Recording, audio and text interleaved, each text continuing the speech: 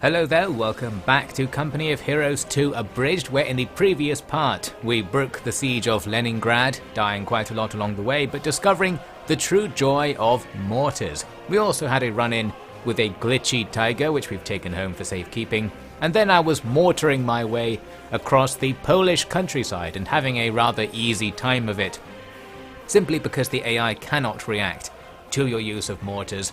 And this was the last straw we're looking at now. There was a part where you had to go through this choke point and there are a bunch of in-place tanks on the other side. Looks like it's supposed to be difficult. The thing is, if you can see the other side of the choke point, you don't have to go through, you can just attack, and you have an ability that lets you reveal the map using a plane. So it really came down to just looking at the enemy, and eventually they'll go away. We can hit them with mortars and katyushas, and as far as I can tell, we're just not going to get any response. These tanks look like maybe they can't move, but I think if they could, they also wouldn't. This half-track comes to park in the death zone and get hit as well. Clearly they want some of the action too. So it seems like the game almost wasn't designed around the ability to use mortars and long-range attacks. But it's here, it's in the game, there are units that it often gives you for free, like these katyushas. So I suppose you're supposed to do this, but it just doesn't feel like you're supposed to do it. It feels like an exploit. Anyway, moving on. It was that moment that made me think maybe we can try some other things that aren't just mortar attacks, and we'll get to that in a second. Towards the end of this stage, we've got something of a boss encounter. There's a tank yard with a bunch of vehicles. As usual, I just shot some katyusha rockets and mortars at it. They didn't seem to mind, but one of the very big tanks did come over to investigate. We've got this elephant tank destroyer. Luckily its turret can't rotate, so as long as we're not right in front of it, we should be safe. It drives right through my lines towards my vehicles back here. I figured it might shoot them, but it seems to not, which is quite handy. Maybe it's trying to turn to attack this katyusha, but it totally could have fired at it and doesn't. I'm microing frantically, trying to have our vehicles not be in front of that massive gun, which probably one hit kills you or something. And then while distracted by that, we do get attacked from the other side. Now my anti-tank guns have turned around, so we need to fight in both directions all of a sudden, and our infantry aren't too useful, although we do have anti-tank grenades. I just lack the micro to be throwing them properly right now, trying to keep my vehicles out of harm's way. Here come some real tanks as well, which makes things a bit difficult for us. At least our anti-tank guns are still alive, and with an influx of conscripts to constantly reman them, we can keep going. We've nearly taken down the big guy, and we do take it down without it causing too much trouble. In the end, it just tried to attack a sniper or something, so it's really wasting its tank destroying potential. Our anti-tank guns take down the normal tank, but in the process all of the infantry here dies except for the anti-tank guns, and then two more tanks attack and they also take out the anti-tank guns. So we do get almost entirely wiped out, but for some mortars in the corner and a katyusha at the back, and they're able to just about finish this fight for us. So once again, mortars and general indirect fire weapons proving to be the superior tactic, as long as you have something to sacrifice, and as long as the AI doesn't attack you too aggressively, you'll be fine.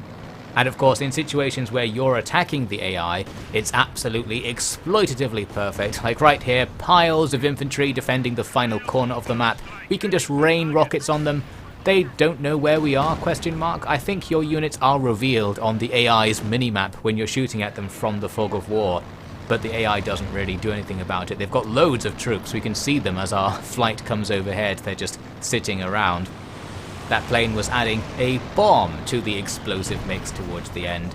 So yes, we advance and take that position without really doing very much, and now we'll skip right into the next mission, where we're also in Poland trying to take the city of Lublin.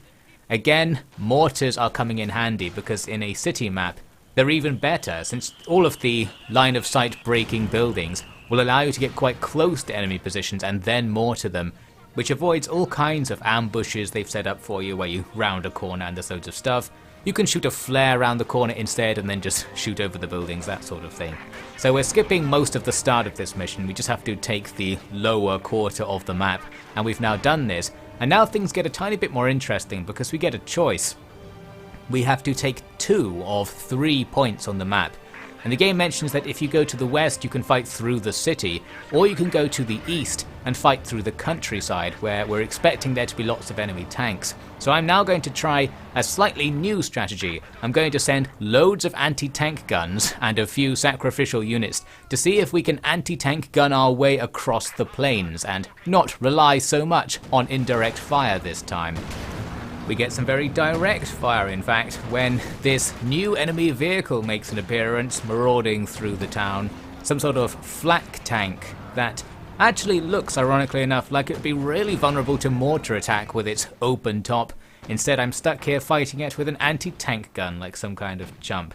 I also want, as you can see here, to bring out some T-34s, but we're too poor at this stage, so we'll keep spamming anti-tank guns instead. We bring down the flak panzer, and then we get into the real strategy, using this half-track to drive vaguely forwards out into the fields, find out where the enemy are, hope we get good RNG driving away and don't get shot, as we do there, and then the tanks will advance towards us and we can use our anti-tank guns against them. Meanwhile, back at the base, the enemy have deployed engineers and they're currently putting demolition charges on my buildings. Not appreciated. I can in theory call down a plane to attack them, but for some reason it didn't let me do it, so somebody has to go back and stop them. I think I did at some point. We didn't lose any buildings to this, even though they clearly had time to do it. Not quite sure what was going on. While I was distracted by that though, I did lose my half-track when the enemy tank came and attacked. Luckily we've got 3 or 4 anti-tank guns ready to fire back. I think one of the guns is actually a field gun, which isn't so anti-tankish, it's a bit anti-infantry as well.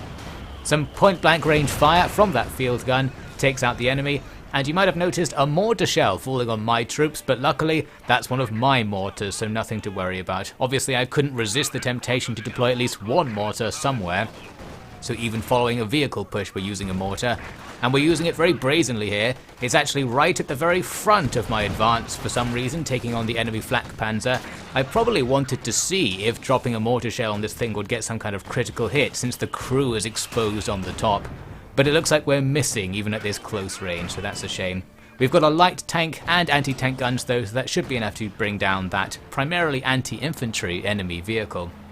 I then plough on forwards with my scout half-track. I could even make a scout car to make this plan more effective, but the half-track's nice because you can put troops in it and respawn troops from it, so I like to have it around, although obviously not enough to not use it as a sacrificial scout unit, apparently. I don't know what my strategy is here, but it's kind of working. We know where the enemy is and we can set up to attack them easily enough. There are loads of anti-tank guns on the road behind the buildings in front of me, and there are a load of tanks on the hill behind that, with another elephant tank destroyer. By putting infantry in those buildings, we can kind of see through them. Normally, we'd be out of each other's lines of sight thanks to the buildings, but by quickly garrisoning and ungarrisoning them, we can reveal where the enemy are. It's a perfect exploit to set up loads of mortars and just keep shooting into the fields without the enemy being able to see me. But we are made of sterner stuff today. I decided to try out this technique. You can build static howitzers on the map anywhere with your engineers, so I thought I'll make a massive gun just pointing at this hill, and maybe we can shoot stuff with it. It doesn't quite work like that as it turns out, unfortunately. I did use my mortar to clear the road of anti-tank guns and heavy machine guns, so now we can cross over safely enough. I need to send some infantry over to locate the enemy so I can get that howitzer to fire. This is very much the same exploit plan as the mortar thing, but howitzers don't attack units in the same way. They're like an attack ground only sort of thing, and they can only shoot in an extremely narrow cone. So while the enemy do get revealed, our gun doesn't fire at them, and I can't order it to fire. All I can do is say fire at this general area, which we could have done without any scouting. So some explosions will happen. I don't think that's very effective. Maybe it's better against infantry, or if you know where the enemy base is, you can just shoot at it from the other side of the map. Nice and annoying, I expect. In this case though, the anti-tank gun plan is back on because the enemy advance. We've got the anti-tank guns ready. I can move up another one as well, and we'll just start plugging away at them. The anti-tank guns can be destroyed by the return fire, but some suicide engineers will deal with that. We're just quickly repairing them as the fights go on, and they'll somehow survive. We blast our way up the hill towards the elephant. This light tank is going to swing around to shoot into the rear armor of the elephant. It causes the elephant to turn around to fire at it, but that's okay because now our anti-tank guns will shoot at the rear of the elephant. The problem was that the light tank discovered 2 more hidden tanks on its little voyage and got shot a whole bunch of times on the way. It somehow got away with it thanks to its speed, and we took down the enemy's big un. There goes another one. So basically the anti-tank guns can move up to finish off the last Stug and maybe a couple of infantry units around the place. We capture this area and move on towards the next one, this time doing something more concerted with our assault. I've got not only our light tank, but a medium tank, a T-34 is now on the scene. We're going to incendiary bombard the enemy's defensive positions and move up anti-tank guns and infantry at the same time. This combined arms assault absolutely annihilates the enemy. It takes a bit of work to get it going, but it's strong against everything in that it applies all damage types, I suppose. So that works pretty well. We storm on towards the objective in the corner, but then the game hits me with this troll move. It says Panzerwerfer firing, so it sounds like we're about to get blown up and some red flares appear on top of our position. I scramble to get everyone to move away from those flares, but they go out and nothing happens. So I don't know what the point of that was. Maybe it was a glitch, maybe something was supposed to fall down and blow up, but without that happening, I suppose we're fine to move on and take the objective. Once we do, our next goal is to blow up the gate of a castle the Germans are holding just to the south of this position, and it's guarded by a whole bunch of stuff. Here's me trying to artillery strike it, but the game won't let me for whatever reason. Here was also a duel between a light tank and a mortar crew, or more specifically one guy in the mortar crew firing a submachine gun at the tank. Well, neither side seems to be taking much damage in that exchange. I think we did win in the end though, so that's nice. Now time for my next big play. We've brought our stuff around to the other side of the bushes from the objective, and we're setting up a bit of a trap here. By now I've got my strategy for this army build properly worked out. In particular, I'd realised that if you just do a bit of an infantry attack against stuff, stuff will come to follow the infantry as they move away. So with this technique, it's the opposite of the indirect fire against static targets thing. We can do direct fire against targets that would be static, but we can force them to come towards us. And here they come around to the corner of these bushes and find a line of anti-tank guns and a tank firing back at them. So we immediately take out their vehicles, and that's all very nice. We're losing crew as well, but my half-track just behind our lines is constantly re-crewing the guns with more guys spawning out of the back. That's working pretty well. I'm trying to cool down a plane to take out their gun crews. Luckily those guns are just wasting time and my quad half-track is able to take them out instead. So with this we clear out the space in front of the castle. We then have to bring up some heavy tanks to blow up the castle gates. They on the way do get interrupted by enemy tanks, but being heavy tanks themselves they just absolutely annihilate stuff, and as you can see I've got some engineers following the tanks constantly repairing them as they move. There were a few more small fights on the way, but eventually we get to the front of the gates and it's time to break our way in. As you might expect, when we start attacking the gates it causes some scripted attacks to happen. Stuff just starts appearing all over the place.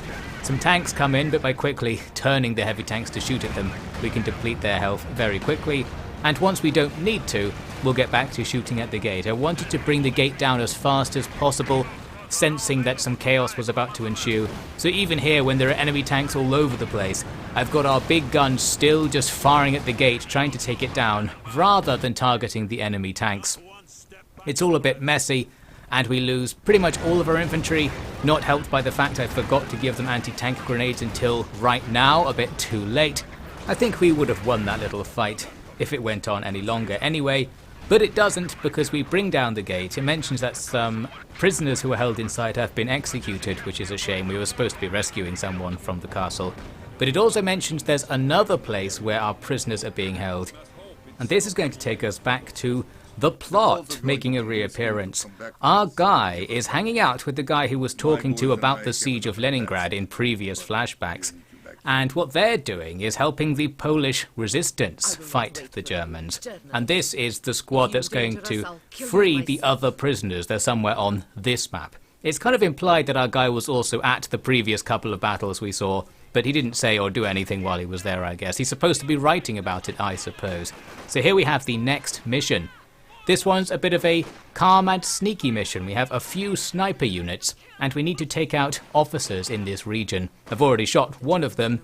The only issue is that when they see you afterwards, you need to make a quick escape, because your guys die quite quickly to generic rifle fire. Luckily, it's easy enough to just run away. The AI wasn't too interested in pursuing, and then I discovered the ultimate strategy for this mission. If you have some snipers move forwards to sight the enemy, and then have your hero sniper, Anya here, stand back and just fire at them, you can remain completely out of their line of sight and apparently out of their aggro range as well, and kill infantry without them being able to react. Well, there is a bit of a reaction. You can see they kind of go to ground and take cover. They know momentarily that they are being attacked by something, but then they go back to their neutral state. So this is pretty safe. We bring this new technique down to the bottom right, where we immediately kill an enemy sniper and a bunch of infantry guarding this latest base, and they're none the wiser. But killing the officer proves more difficult. He's in a building, and your snipers will just shoot at the building if they don't have line of sight, it seems. I also discovered here that you can put the camera inside buildings to see what's garrisoned in there, as it turns out. We just about catch the officer dying, so eventually someone shot through the window. And that's that. Then we go to attack the most difficult of the 3 bases we needed to snipe at. This one is guarded by a bunch of infantry, and there's a mortar team. So when we take a shot, we'll appear and the mortar will fire at us, meaning we need to constantly move around, which we also need to do because of these infantry chasing us. We're taking them down though. As long as we stop to turn around and shoot every now and again, you can work your way through infantry and vaguely stay out of their effective range. And that all works out. For this base assault, we also had to put down some explosives, because it was saying the officer inside might drive out to escape. So I spent a while putting demo charges on the 2 roads leading out of the base. Then I finally started sniping at the mortar to get rid of it. Probably could have done that earlier. Looks like they saw me, they turned to attack, but someone is able to get another bullet off before they fire, and once there's 1 crew member left, they can't shoot it. Then the officer starts making a run for it, so this is what we've prepared for. He gets in this truck and starts driving, but our sniper rifles destroy the engine on the truck very quickly, so he ends up not getting very far. Decides to try it on foot, and also doesn't get very far. So there you go, we've taken out all the officers in the area, and our detonation preparations didn't really lead to anything. For the next area we need to attack, we can do a distraction tactic. You can start fires with Anya. There were various fires across the map, but I couldn't be bothered to start them. This time I thought, let's actually do it. The idea is it draws enemies away from their position to the fire, and then you can shoot them. Not really necessary because you can just sneak up and shoot them from outside of their line of sight anyway. But here's me using that mechanic since they bothered to program it. A few guys come over to check out why something's on fire. They get shot and, well, that's pretty much the end of them. We move on in and take control of this area. We then have to interrogate an informant for a while enemies attack. I'm also demo charging the roads again because vehicles are on the way. The enemy's infantry luckily aren't paying any attention to my partisans putting the charges down. So we get away with laying them after the fight's already started. Here comes an enemy truck, and boom, down they go. They're just transport trucks dumping infantry, so no tanks or anything too dangerous like that. We almost missed that one because I wasn't paying attention, but it just about gets hit on the edge of the detonation radius. Now we need to go out and put more charges down because apparently more are on the way, since the little tooltip things telling you to keep putting them down are still there at least. But this time I didn't put them down in the right places and the trucks just kept dumping infantry here. That's not so bad because we have loads of snipers, and once you have like 4 or 5 snipers, you can just level an enemy squad instantly. So this goes fine. We interrogate the informant and now we move out to liberate these prisoners that I've talked about. I'm not sure if it's even the same prisoners as the ones mentioned in the last mission, but maybe it's supposed to be. And my demolition charges are still coming in useful, blowing up stuff back at the area we were just fighting in for no particular reason. I guess it stops us losing the control point or something, so maybe that actually does have a material benefit. But more importantly, it's fun. So we move on towards this prison camp, and we're going to be sneaky here because while its main entrance to the southeast is guarded by a bunch of stuff, the fence on the northern side is looking pretty rickety, so we can just put a demolition charge right here. The game so far has appeared to have destructible terrain features, or destructible buildings I should say. So I figured we could just make an entrance here. Turns out that you actually can, so that's pretty sneaky, although it doesn't really gain us any advantage. Because we outrange everything defending the main gate, we probably could snipe our way through them by just going up the main road. But this feels a bit more tactical, so we sneak on in and then snipe from within, taking out all of the defenders from behind, and that's all well and good. We'll take the capture point, and we can put a demo charge on the gate to the prison area to free these partisans. They don't appear to be Soviet soldiers, which was implied in the previous mission, so maybe this is unrelated to all of that. Whatever the case, the demo charge goes down, and this will allow us to use the partisans as a unit. Our snipers are already partisans, but you get anti-infantry and anti-tank partisans now as well, for the purpose of the final part of the mission, which is just to reach the other side of the map, the bottom right, with only Anya I think, but we might as well take everyone along. Just walking down the road now proved to be fine, because while new enemies have spawned all over the place, as mentioned, once you have a squad of 5 or 6 snipers, you can just work through the enemy instantly. They don't have any time to react. I've even got some snipers in this prison camp still, just sniping at the enemies who spawned outside it for no reason. I was vaguely thinking of trying to get the partisans in there to come and help with my push, but it turns out we didn't really need them. We can just snipe our way through the woods towards the point and get out of here. I did actually spend a while lingering on this map, because for a long time I thought I had to fight a tank to escape, before I realised the trees weren't arranged in the way I thought they were. So I wasted tons of time trying to bring up anti-vehicle partisans to help me get through it, before finally just sort of rounding a corner and realising I was virtually on top of the exit point already. So we've completed that, we've captured an informant here, and we've freed a bunch of partisan prisoners. Very useful. Apparently in exchange, the Polish resistance are going to get some free gear from the Soviets, but Podashki here is now going to change the deal, because apparently he wants these guys dead. Because remember kids, we are the bad guys in this campaign. That seems to be the overall objective of the story, as many people have noted, and also have noted that this is not particularly historically accurate, although as for this particular thing, killing Polish resistance members, maybe they did. I actually have never heard of anything like this.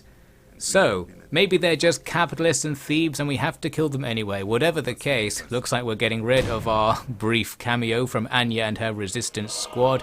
They're out the window, so that the Soviets can occupy their territory in peace. I suppose that all worked out in the end. Good ally sacrificing from the evil Soviets of Company of Heroes 2 at least. Now our main man was not very happy with this whole arrangement, so his latest article is about the murder of the partisans, and our commanding officer is not too happy with that particular story because it sounds a little bit bad, as you might imagine. They proceed to argue about it for a bit, with our guy wanting the truth to get out, the other guy wanting something that sounds a little bit better to get out maybe. Anyway, they have a little bit of an altercation, and our main man ends up being sent to a penal battalion for this. He mentions in a second that it's like a death sentence to be sent there, but he is only being sent there as a journalist, or maybe as their leader. I'm not quite sure at this stage what his role is. Plus, penal battalions are actually the upgraded form of regular infantry, and they're much better in the game. Anyway, whatever the case, we're off for another mission with the penal battalion, and they're tasked with capturing the Poznan Citadel, as it says here. So we'll look at that mission at the start of the next part. I also intend to make the next part the final part, because even though there are 3 missions still to cover and it might not normally fit, the final mission kind of sucks, and I might just skip over a lot of it. So we'll treat mission 13 as the real climax of the game. It's certainly the most difficult mission in the game by far, as we'll see next time, and we'll skip most of mission 14, I think. Oh, and then I'll be snarking at the ending, so we've still got that to look forward to in the next part.